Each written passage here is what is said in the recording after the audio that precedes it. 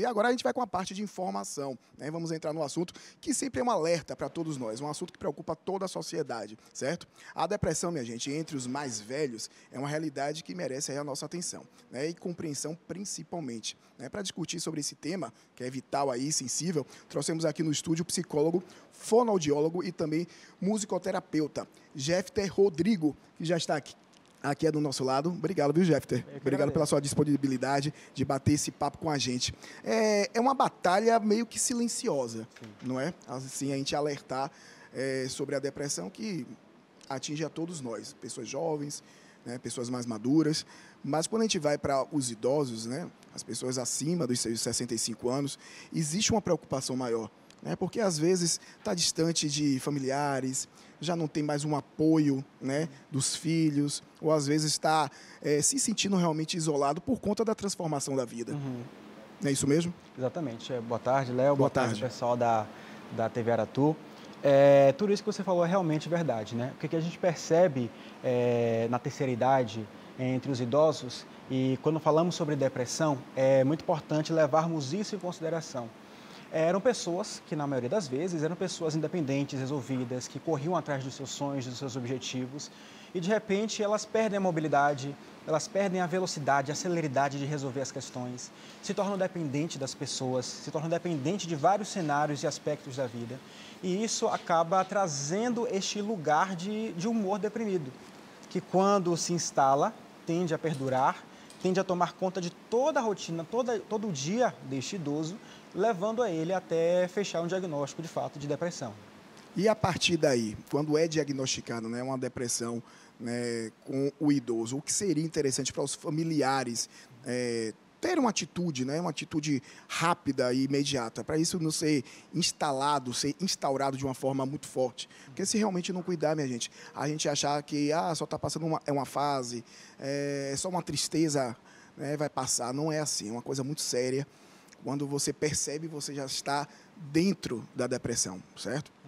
E a gente precisa sempre alertar, não só para a pessoa que foi diagnosticada, mas principalmente para as pessoas que estão ao redor, que vão cuidar dessa pessoa, com muita atenção, com muito amor. Então, para os familiares, o que é que a gente tem que fazer? E também, né, os sintomas, né? O que a gente pode perceber de alertas, de sinais que essa pessoa está entrando numa depressão? Acho que o primeiro a ser feito é o acolhimento por parte dos familiares.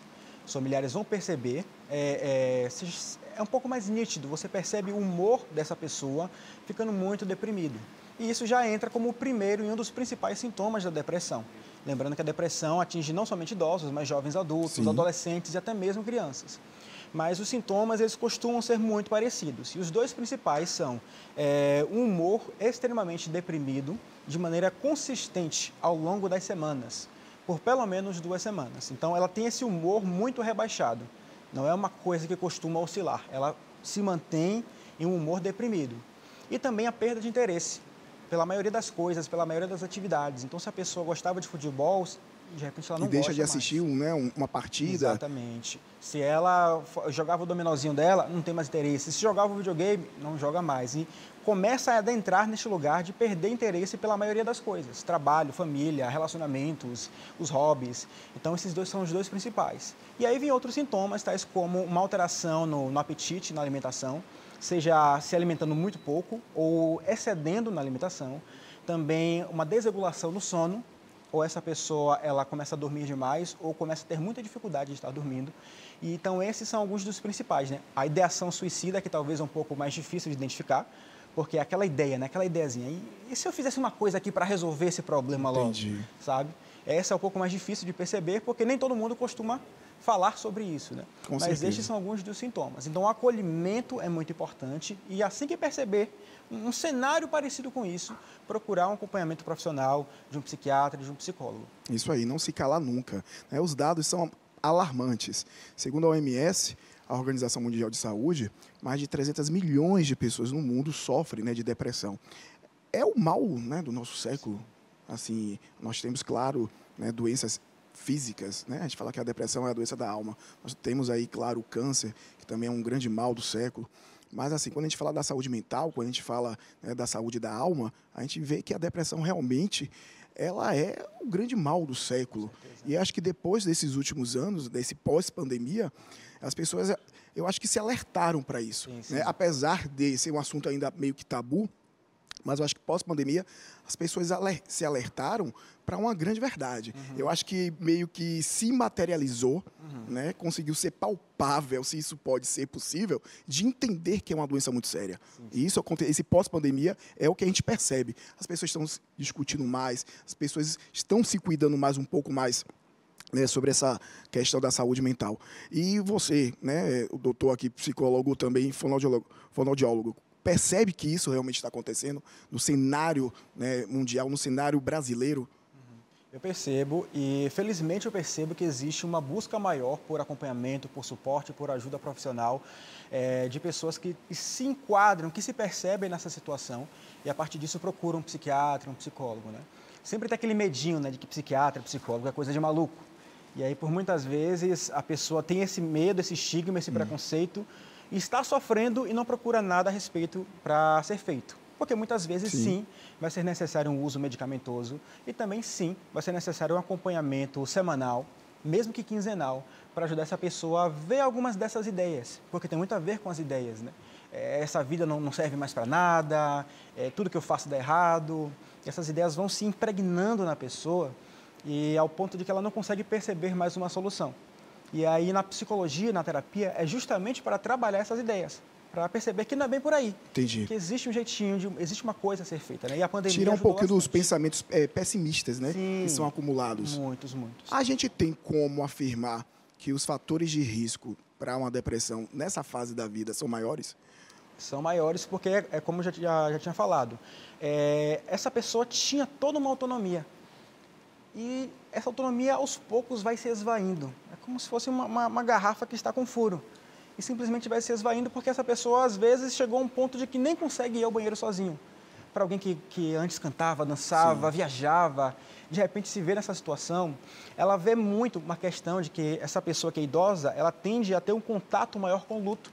Porque, geralmente, o grupo social são das pessoas que tinham uma idade semelhante. Justamente. E essas pessoas começam a estar Existem as aparecendo. perdas, né? Exatamente. Durante essa fase da vida, não que seja somente isso, Exatamente. né? E significado seja somente em relação a essas perdas na fase da vida, todo mundo perde seus entes queridos em qualquer época, mas acho que nessa fase realmente é constituído mais um cenário de perdas, né? De entes queridos, de familiares, de amigos. E aí tudo isso se acumula e realmente é difícil para essas pessoas processarem um pouco disso. É também muito difundido a ideia de que é o fim da vida, né? E por ser fim da vida, então vamos parando, vamos se acomodando. Foi imposto isso, né? Pois é. Mas graças a Deus a gente percebe que a gente está vendo muita gente com 80 anos e mais numa atividade maravilhosa. Muito bom saber disso. Doutor, continue aqui com a gente. Ok. Daqui a pouco a gente volta a falar, minha gente. Estamos abordando hoje esse assunto sobre a depressão, né, nessa fase dos idosos, né, nessa fase da vida, e é importante que a gente debata mesmo, a gente consiga levar essa informação para você, que às vezes está passando por essa situação, está reprimido, está, né, sem querer desabafar, né, com o filho, com os parentes, e a gente serve aqui de alerta, que é preciso conversar sobre o assunto, sim. Esses assuntos que foram tabus, hoje a gente tem que colocar em pauta e ser debatido de uma forma clara, né, de uma forma simples, né, uma forma objetiva, junto com vocês, amigos telespectadores. Mas olha, a gente vai girar a chave aqui e vai retomar o assunto que é a depressão na terceira idade, né? A depressão em idosos. A gente você já começou, doutor? Já estava conversando, estava prestando atenção no seu bate-papo aqui com o Léo, e eu queria já abordar, tá? Já no tratamento, né? Na ajuda. A pessoa que está ali, o parente, o familiar, a pessoa que está percebendo que aquele idoso possa estar nesse momento um pouquinho mais difícil, nesse momento mais de tristeza, de depressão, o que fazer? Né? Qual o momento da gente dar o start para procurar ajuda? Bem, a gente percebe com aqueles sintomas que já foram falados, né, desse humor deprimido que é muito constante, a gente percebe isso, esse é um ponto importante, e a partir do momento que a gente percebe, a gente pode estar encaminhando este idoso para um psiquiatra e também para um psicólogo. Os estudos apontam que as melhores chances de melhora, de progresso, de tratamento, vem através da intervenção interdisciplinar, ou seja, que vai envolver mais de um profissional. Então, o psiquiatra vai ter esse acompanhamento geral, que vai também, em muitos casos, prescrever medicamentos. E também o psicólogo vai acompanhar semanalmente, quinzenalmente, para trabalhar as ideias, trabalhar o comportamento dessa pessoa. Então, tanto o psiquiatra quanto o psicólogo são um bom início, um bom tratamento para levar um progresso, uma saúde a esse idoso. Certo. Agora me diz uma coisa, doutor. Embora seja muito, né, taxado esse assunto, mas por muitas vezes o idoso está ali passando por uma depressão, enfrentando essa depressão, e a gente do lado de cá não percebe. Uhum. Quais seriam esses indícios mais aparentes? Uhum. São alguns que são os principais. Um humor muito deprimido. Então, essa pessoa, ela refere muita tristeza, talvez não verbalmente, mas você vê no jeito. O familiar que conhece, que está ali próximo, percebe que ele está muito abatido, com o humor muito rebaixado, de maneira constante. Não é tipo assim, estar deprimido. Todos nós ficamos deprimidos em algum momento por diversas circunstâncias do dia a dia. Mas quando se fala em um padrão de humor deprimido, é de uma pessoa que está há pelo menos 2 semanas nesse estado, né, nessa condição. Então, esse é um sinal.